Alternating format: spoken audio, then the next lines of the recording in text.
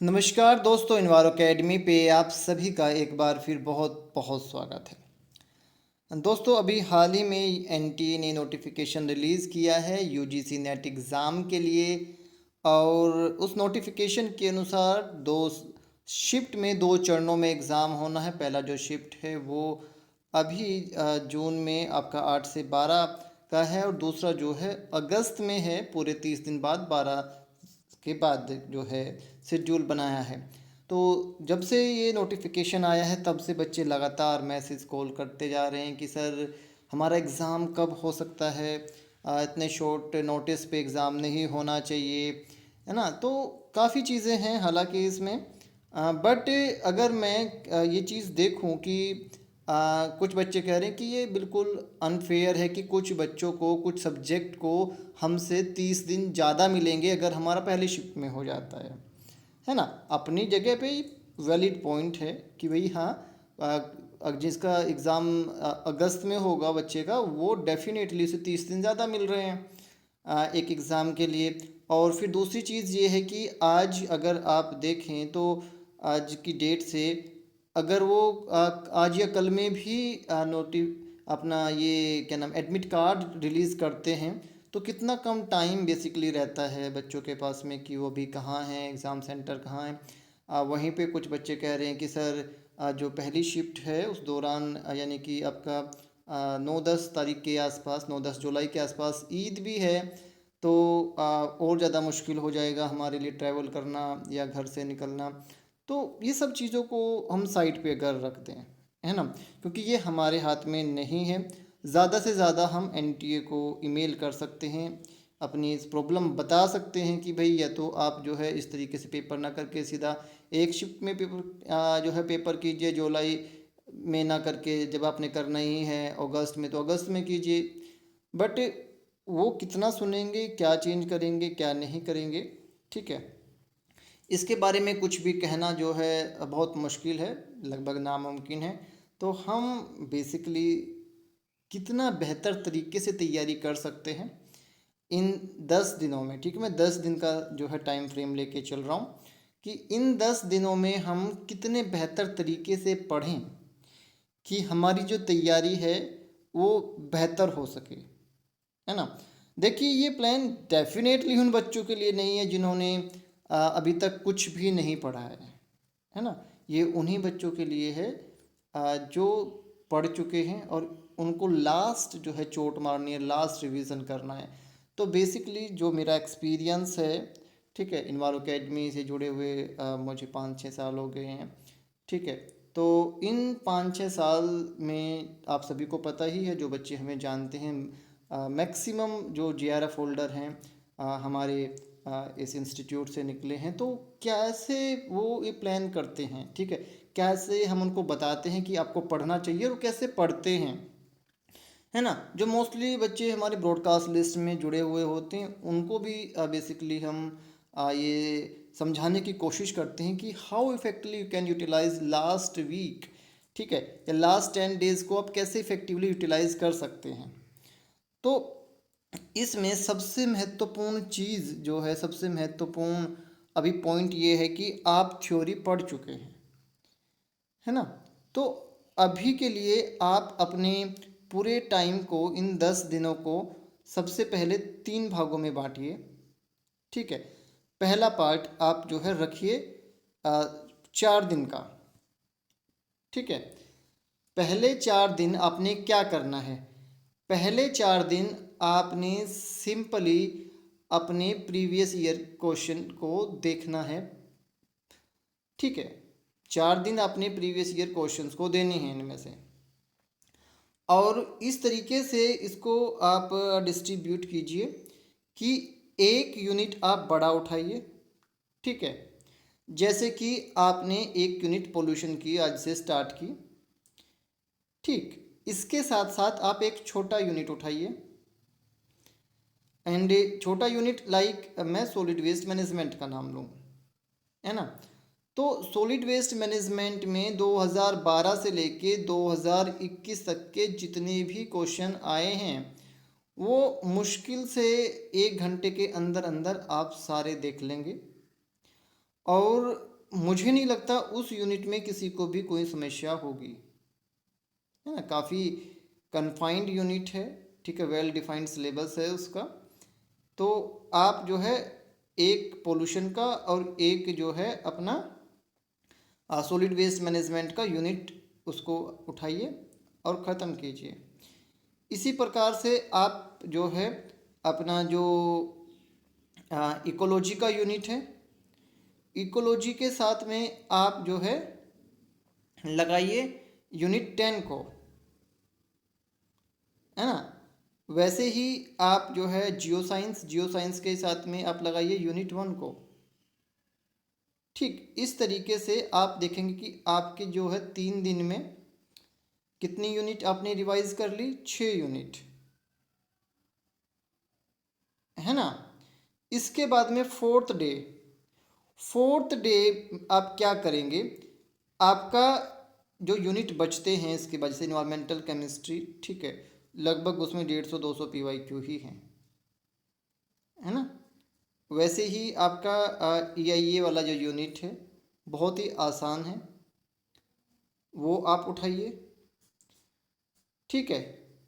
Energy और states दो जो है आपके ऐसी यूनिट बची हैं अभी इन 4 दिनों के बाद भी, कि जो काफ़ी आपकी ये कहिए कि टेक्निकल यूनिट हैं, ठीक है।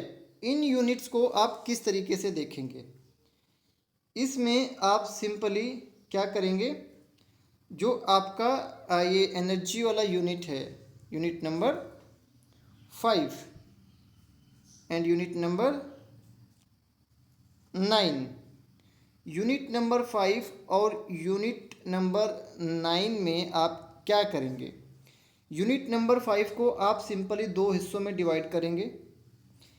एक हिस्सा जो है, एक पार्ट जो है जिसमें आपका सारे एनर्जी हैं, और दूसरा पार्ट जो है जिसमें कि आपका क्या है, ये क्लाइमेट चेंज, ठीक है, क्लाइमेट चेंज, ग्लोबल वार्मिंग, ठीक है, एनर्जी सिनेरियो, इस तरीके के टॉपिक हैं। तो इसमें से आप जो ये आपका जिसमें सारे एनर्जी हैं उन सब के फॉर्मूले जो हैं, वो जो मैंने पहले भी कई बार बताया, आपने लिस्ट बनाई होगी, उन फॉर्मूले के बेस पे कोई भी क्वेश्चन उठाएंगे और उसको आप सोल्व करेंगे। मुश्किल से 2 घंटे, ठीक है, मैक्सिमम 3 घंटे में आप जो है इसे कर लेंगे। जिसने सारे फॉर्मूले याद किए हुए हैं उन लोगों की बात है ना। आपके पास में सारे न्यूमेरिकल हमने सोल्व करके दिए हुए हैं, जो आपकी बुक है आपकी हमारी न्यूमेरिकल वाली, सभी ने के पास में है ऑलमोस्ट। जो बच्चा JRF करना चाहता है सभी ने ली हुई है, तो सारे उसमें हैं, ठीक है। तो रिपीटेड क्वेश्चन देखें आप कितने ज़्यादा हैं। वैसे ही आपका यूनिट बचता है फिर बायोस्टैट का, इसमें भी आप देखेंगे कि कितने रिपीटेड क्वेश्चन हैं। तो अगर आपने सारे फॉर्मूले किए हुए हैं तो सारे के सारे क्वेश्चन, जैसे एक फॉर्मूले पे, जैसे टी टेस्ट का आपका, या आपका कोई भी एफ रेशो का हो गया, कितने सारे फॉर्मूले ऐसे हैं जिन पे लगभग 10-10, 12-12 क्वेश्चन आए हुए हैं। तो अगर आप रैंडमली कोई भी 10 में से एक क्वेश्चन उठा के सोल्व कर लेते हैं, तो इसका मतलब आप उस फॉर्मूले को सही से इम्प्लीमेंट कर सकते हैं। तो इस टाइप से ये 4 दिन हैं, मुझे नहीं लगता कि कोई भी बच्चा ऐसा रहेगा कि 4 दिन में उसके PYQ जो है वो नहीं जो है कर पाएगा, ठीक है। सबके पास में हमारी बुकलेट्स हैं PYQ की, सभी लोगों ने अच्छे से प्रैक्टिस की हुई है। अब इस दौरान कुछ ऐसे क्वेश्चन आएंगे जो आपको नहीं समझ में आएंगे, डेफिनेटली ऐसे होगा, ठीक है। तो यहाँ पे एक सबसे महत्वपूर्ण जो चीज़ मैं हमेशा आपको बताता हूँ, ये हमेशा आप अपने दिमाग में रखिए कि 60%, 60% जो है वो पेपर होता है आपका कॉन्सेप्ट बेस, 20% होता है डाटा बेस, और 20% होता है वन टाइम आस्क्ड क्वेश्चन, ठीक है। ज़्यादातर जो ये वन टाइम आस्क्ड क्वेश्चन हैं, ये इस पे जो बच्चे फेल होते हैं, नहीं कर पाते हैं, क्योंकि उनका फोकस इस 20% पे ज़्यादा रहता है, क्योंकि यही 20% पोर्शन ऐसा है जिसको बढ़ा चढ़ा के बताया जाता है ना। बढ़ा चढ़ा के ऐसी चीज़ें बताई जाती हैं जो काम की नहीं होती और दिखने में चार्मिंग लगती हैं, अलग लगती हैं। ठीक है, तो इस 20% पे जो वन टाइम आस्क्ड क्वेश्चन हैं उस पे आप फोकस ना करके अगर इस 80% पे फोकस करेंगे तो 101% आपका JRF होगा। तो जो आपके पास जो क्वेश्चन आपसे नहीं होंगे PYQ में, उनमें से हम ये उम्मीद करते हैं कि मोस्टली जो है वन टाइम आस्क क्वेश्चन में से होंगे। तो आप उन वन टाइम आस्क क्वेश्चन को देखेंगे, पढ़ेंगे, देखेंगे कि भाई क्या इसका आंसर है, क्यों उसका आंसर है, बात खत्म करेंगे। बट अगर कोई ऐसा क्वेश्चन जो रिपीट हो रहा है, ठीक है, कोई ऐसा कॉन्सेप्ट आपको नहीं आता, तो जब आप PYQ सोल्व कर रहे होंगे तब उनको लिख लेंगे, है ना। फिर इन 4 दिनों के बाद में 5th डे आपने क्या करना है, 5th डे आपने पूरा का पूरा डिवोट करना है उन सभी चीज़ों पे। आपके पास में हमारे क्रैश कोर्स नोट्स हैं या फुल कोर्स नोट्स हैं, ठीक है। जिनके पास नहीं है उन सबको स्टैंडर्ड बुक्स भी हमने दी हुई है, मोस्टली पेपर वहीं से बनता है, ठीक है, आप सभी को पता है।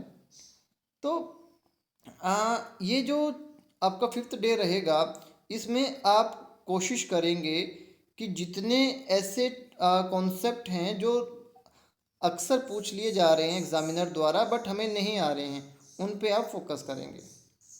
6th डे आपका जो रहेगा वो रहेगा, आपने सारे के सारे जितने भी मोमेंट हैं, जितने भी आपके इम्पोर्टेंट डेज हैं, यानी कि इन्वायरमेंटल कैलेंडर है, एंड जितने भी आपके फॉर्मूला हैं, ठीक है, water standard, air standard, noise standard, ठीक है, वो सब आपने पूरा एक दिन लगा के उन सबको रिवाइज कर लेना है।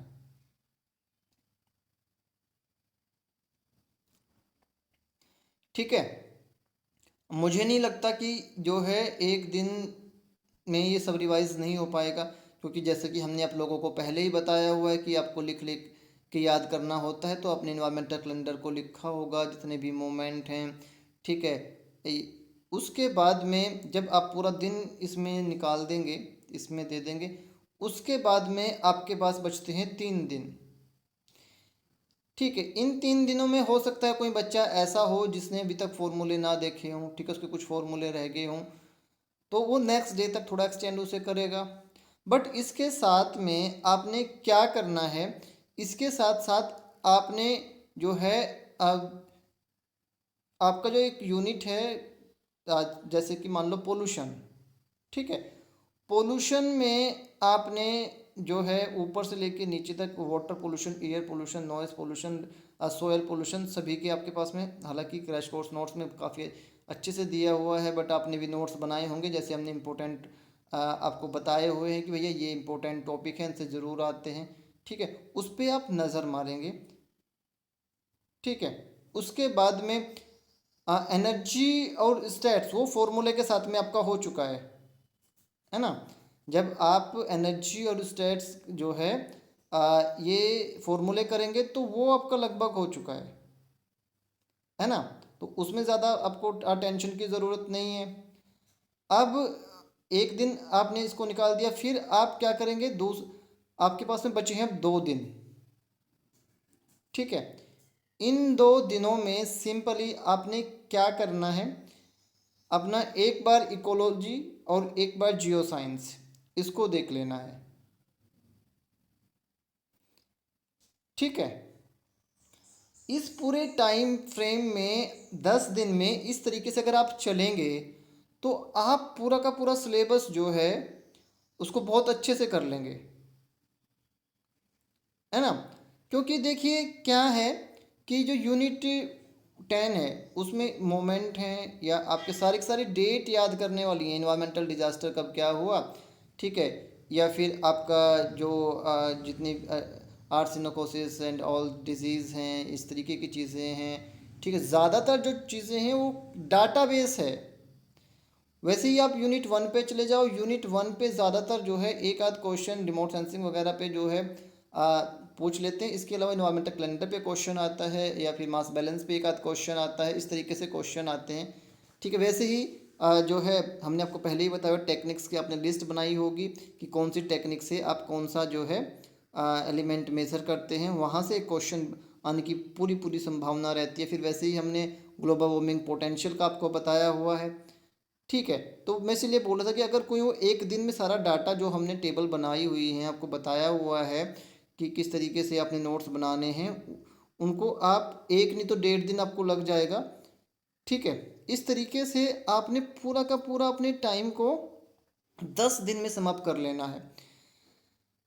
बिल्कुल भी डाटा को उसको स्किप मत करना। ठीक है, पीवाईक्यू करने का पहले फ़ायदा क्या होगा, कुछ बच्चे लास्ट में बिल्कुल एंड मोमेंट पे जो है पीवाईक्यू करते हैं। उसमें जब आप पीवाईक्यू कर रहे होगे तो अगर कोई ऐसा कॉन्सेप्ट जो आपको नहीं आता है, जो आपको देखना है, वो आप नहीं देख पाएंगे, है ना। फिर आपका कॉन्फिडेंस कम हो जाएगा। अगर पहले ही आप उसको देख लेंगे, जो कोई ऐसा क्वेश्चन अटक रहा है जो आपको लगता है कि भैया ये मुझे नहीं होगा, तो पहले 5 दिन में जितना अटकना होगा अटक लेंगे। सारे पीवाईक्यू जो हैं आपके जो है क्रिस्टल क्लियर हो जाएंगे। उसके बाद में आप इस तरह से चलेंगे कि भाई हाँ, उसके बाद में जैसे मैंने आपको बताया था सारा डाटा जो बेस है आपका, चाहे इन्वायरमेंटल कैलेंडर हो, चाहे आपका ये मोमेंट हो, ठीक है, चाहे आपका डिजास्टर की लिस्ट हो, चाहे आपके सारे फॉर्मूलाज हों जो आपने अलग से निकाल के डाटा जो है रखा हुआ है। एक क्वेश्चन जो है आपका एयर स्टैंडर्ड पे, वाटर स्टैंडर्ड पे इस तरीके से आ जाता है ना बच्चे। तो ये तरीका बहुत कारगर है ना।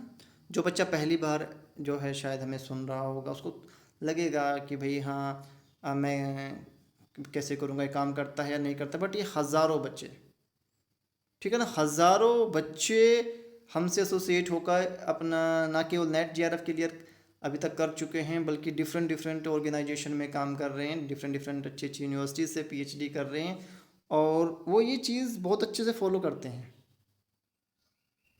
ठीक है ना। जब भी जो भी फुल 1 ईयर का प्लान क्या है, 6 ईयर का क्या है, 30 डेज़ का क्या है, 10 डेज़ का क्या है, ये काम करता है। अगर ये 10 डेज़ आप इस तरीके से पढ़ेंगे तो डेफिनेटली आप जो है अपना जो जेआरएफ है ज़रूर अचीव करेंगे। मेजर टॉपिक्स कई बार बता चुका हूँ आपको। ठीक है, ये बुक सभी न्यूमेरिकल की आपके पास में ऑलरेडी है, एंड ये पीवाईक्यू की बुकलेट्स हैं, 10 बुकलेट्स हैं, सभी के पास में, ऑलमोस्ट सभी बच्चे के पास में है। तो जल्दी से जल्दी ये काम शुरू कीजिए, अभी से अपनी पढ़ाई शुरू कीजिए। कोई प्रॉब्लम है तो व्हाट्सअप कीजिए।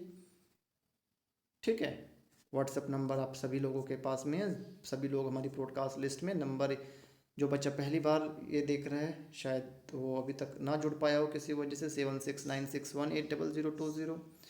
ठीक है, इस नंबर पे अपना नाम, ईमेल आईडी व्हाट्सअप करेंगे। यूट्यूब पे तो आप हमें देख ही रहे हैं, अभी सब्सक्राइब कर लें। आप हमें फॉलो कर सकते हैं टेलीग्राम पे, ब्रॉडकास्ट लिस्ट का तो मैंने बता ही दिया, इंस्टाग्राम पे, फेसबुक पे, जहाँ भी आप फॉलो करेंगे। अगर आप इन्वायरमेंट साइंस में कुछ करना चाहते हैं, जेआरएफ करना चाहते हैं, जॉब करना चाहते हैं, या फिर आपका टारगेट हाई है रिसर्च का, जैसे भी इन्वायरमेंट साइंस के मोस्टली बच्चे जो है हमसे एसोसिएट होते हैं, तो आप भी इस चीज़ का फ़ायदा उठा सकते हैं। हमसे इस तरीके से एसोसिएट होने का, ब्रॉडकास्ट लिस्ट वगैरह में कोई चार्ज जो है इन्वायर अकेडमी नहीं लेती, किसी से कोई पैसा नहीं लिया जाता ब्रॉडकास्ट लिस्ट में ऐड होने का। ठीक है बच्चों, तो सीखते रहिए, मुस्कुराते रहिए, हमारी बेस्ट विशेष आपके साथ में है। God bless you, take care बच्चों।